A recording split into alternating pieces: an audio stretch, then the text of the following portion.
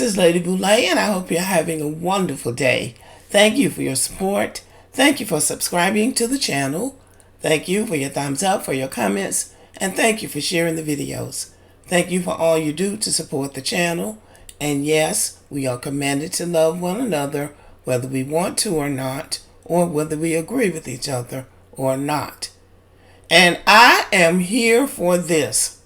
And I am talking about white men. It's about time white men in this country took a stand.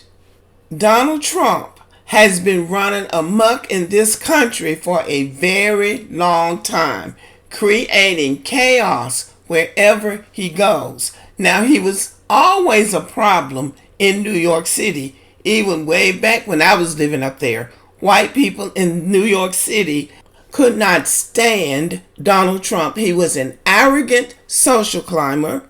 He took pride. He boasted about taking property from people who did not want to sell their property. But he was promoting himself. He is a shameless self-promoter, promoting himself as the greatest businessman that ever lived. But Donald Trump always had this pathological manner about him. In other words, people call that a pathological liar, always lying about who he was, what he had, and what he could do. And he has carried this all the way to the highest office in the land, the presidency of the United States of America. Now, he became diabolical when President Obama came on the scene. He could not stand the idea that a black man would actually run for the presidency of the United States and win. And he has been able to activate the lowest racial instinct in many of these American people, making them fear that somebody's taking over the country, taking the country away from them, all the time scared they're going to lose white privilege.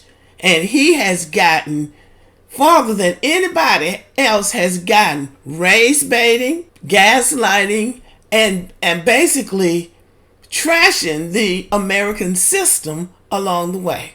Now, to their credit, most black American men saw this through this character from the very beginning. Black men have always seen through him. Black women, and I'm not talking about these outliers who are running around here talking about they're voting for Trump. I'm talking about the main body of black American people have been able to see through this man from the very beginning.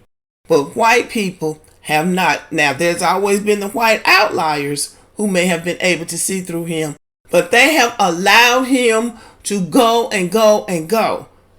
And he has been able to put people on the Supreme Court who are willing to give him a free rein to do anything in this country he wanted to do. And white American men have not stood up to this guy.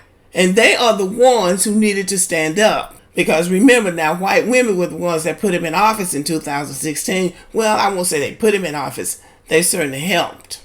But it's white men that have been running this country. And they have run it in the ground.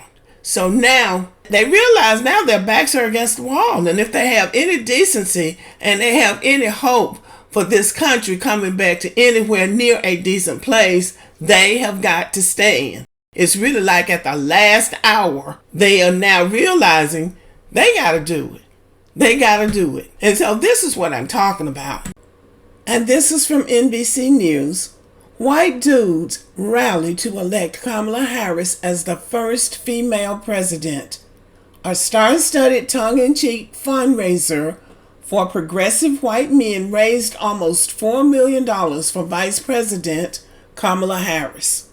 Some famous white dudes, including the guy who played the dude, rallied in support of Vice President Kamala Harris, who would be the first female president if elected, in the inaugural event of a new group called White Dudes for Harris on Monday night. The name may be a bit facetious, but the star-studded Zoom call attracted more than 180,000 participants and raised almost $4 million, according to organizers who are themselves a group of white dude Democrats, political operatives. Over the nearly 3.5 hour call, they said they sold more than 5,700 white dudes for Harris trucker caps, not the pointy ones, joked Ross Morales Roquetto, one of the organizers, referring to less PC gatherings of white dudes like the Ku Klux Klan. Throughout American history, when white men organized, it was often with pointy hats on, said Roquetto, before he added how proud he was of this group of white men who he said are too rarely heard from. And that is true, especially decent white men. We hear from the others. We just don't hear from the decent ones.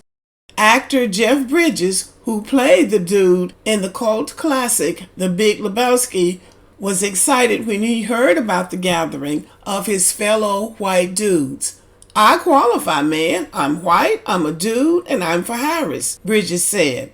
A woman president? Man, how exciting. Well, that's different from some of the other people we hear from often and loudly.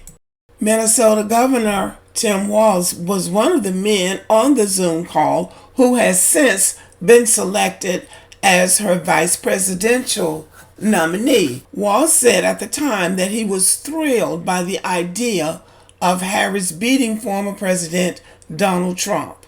Make that bastard wake up afterwards and know that a black woman kicked his you-know-what and sent him on the road, and you know that's something that guy's going to have to live with the rest of his life, Walz said.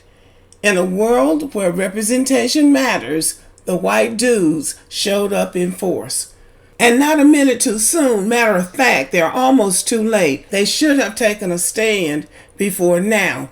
But the white public was just so mesmerized by Donald Trump and all of his shenanigans, and they really believed that he was for the American people. Now, if they had listened to the people in New York City who live in the city, not in the suburbs where the Republicans live, they would have known that Donald Trump is out for himself. He's not a good businessman. He's for himself. He wants to win, and he wants to win at all cost. And they have sat back and watched him really run this whole country thing in the ground based on probably some bias that he's not acknowledging that he has, but that other people see in him. But it was always going to take white men to stand up to this guy. It was always going to take them to do it. And frankly, I don't know what took them so long. But better late than never. Okay, y'all, so finally white men have taken a stand. Now this ought to do it. This ought to do it for the election. But we'll just have to wait and see. Thank you for listening. Have a good evening.